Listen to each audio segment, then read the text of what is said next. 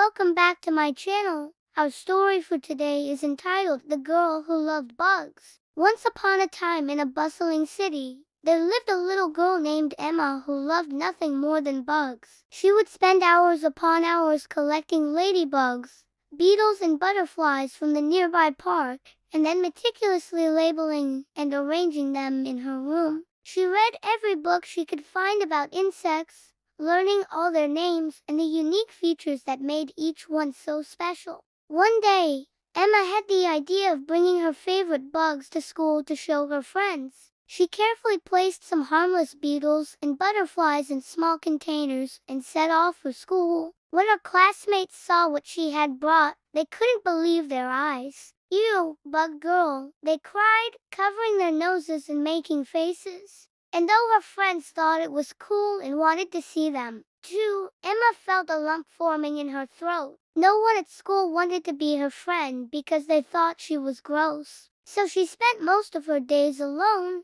exploring the park and talking to the bugs. But Emma didn't care. She loved her bugs and knew they were important to nature, even if her classmates didn't understand. Then one day, the teacher announced that next week was Science Week and she needed some volunteers to create displays for the class. Emma's hand shot up in the air, but when the other kids heard what she wanted to do, they burst out laughing. "You can't be serious," said one of them, "who wants to look at bugs?" But Emma was determined to show them that they were wrong. So during the week, she worked hard on her display, bringing in more bugs and labeling each one carefully. She even drew pictures of each insect and wrote down interesting facts about them so everyone could learn something new. On the day of the presentation, Emma walked into class with a big smile on her face, holding a container full of ladybugs. "This is my favorite," she said.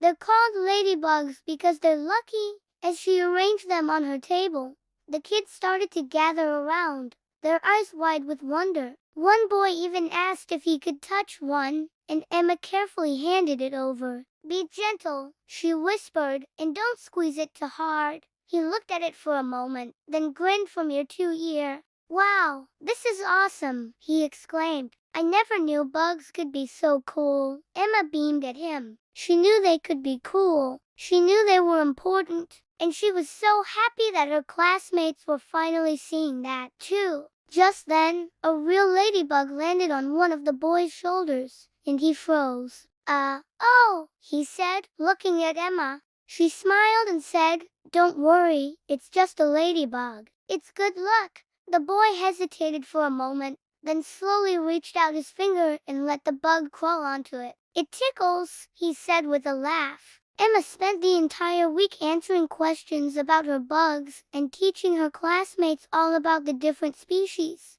By the end of the week, her table was the most visited in the classroom, and she had made more friends than she could have ever imagined. The teacher was so proud of her, and the other kids were, too. They had learned so much from Emma, and they had discovered that she wasn't just Bug Girl. She was their friend, Emma, the girl who loved bugs. And you know what? Her passion wasn't weird. It was a superpower waiting for someone to share it with the world. The end. And that's the story of the girl who loved bugs. If you like this story and want more, I will really appreciate if you share, like, and subscribe. See you again next time.